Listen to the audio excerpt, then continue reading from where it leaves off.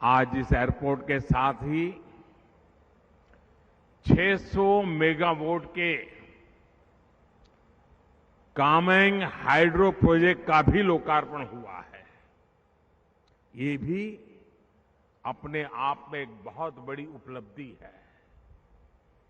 विकास की उड़ान और विकास के लिए ऊर्जा का ये गठबंधन अरुणाचल को एक नई गति से नई ऊंचाई पर लेकर के जाएगा। मैं इस उपलब्धि के लिए अरुणाचल के मेरे प्यारे भाइयों बहनों को, सभी उत्तर पूर्व के राज्य के भाइयों बहनों को बहुत बहुत बधाई देता हूं, बहुत बहुत शुभकामनाएं देता हूं। आजादी के बाद नॉर्थ ईस्ट बिल्कुल अलग तरह के दौर का गवाह रहा है। दशकों तक ये क्षेत्र उपेक्षा और उदासीनता का शिकार रहा। जब दिल्ली में बैठकर पॉलिसी बनाने वालों को सिर्फ इतने भर से मतलब था कि किसी तरह यहां चुनाव जीत जाए। आप जानते हैं ये स्थिति कई दशकों तक बनी रही। जब अटल जी की सरकार बनी उसके बाद पहली बार इसे बदलने का प्रयास किया गया।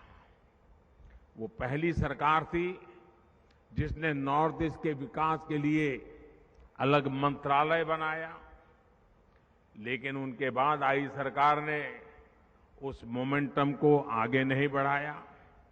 इसके बाद बदलाव का नया दौर 2014 के बाद शुरू हुआ, जब आपने मुझे सेवा करने का अवसर दिया। पहले की सरकारें सोचती थी कि अरुणाचल प्रदेश इतना दूर है, नॉर्थ इतना दूर है, दूर सुदूर सीमा पर बसे लोगों को पहले आखिरी गांव माना जाता था, लेकिन हमारी सरकार ने उन्हें आखिरी गांव नहीं, आखिरी छोर नहीं, बल्कि देश का प्रथम गांव मानने का काम किया। नतीजा ये कि नॉर्थ ईस्ट का विकास देश की प्राथमिकता बन गया।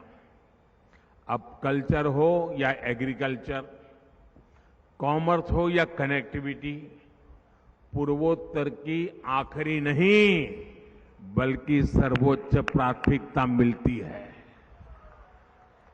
बात ट्रेड की हो या टूरिज्म की हो, टेलीकॉम की हो या टेक्सटाइल की हो, पूर्वोत्तर को आखिरी नहीं बल्कि सर्वोच्च प्राथमिकता मिलती है। ड्रोन टेक्नोलॉजी से लेकर कृषि उड़ान तक, एयरपोर्ट से लेकर पोर्ट से कनेक्टिविटी तक पूर्वोत्तर अब देश की प्राथमिकता है। भारत का सबसे लंबा ब्रिज हो या सबसे लंबा रेल रोड ब्रिज हो, रेल लाइन बिछानी हो या रिकॉर्ड तेजी से हाईवे बनाना हो, देश के लिए पूर्वोत्तर सबसे पहले है।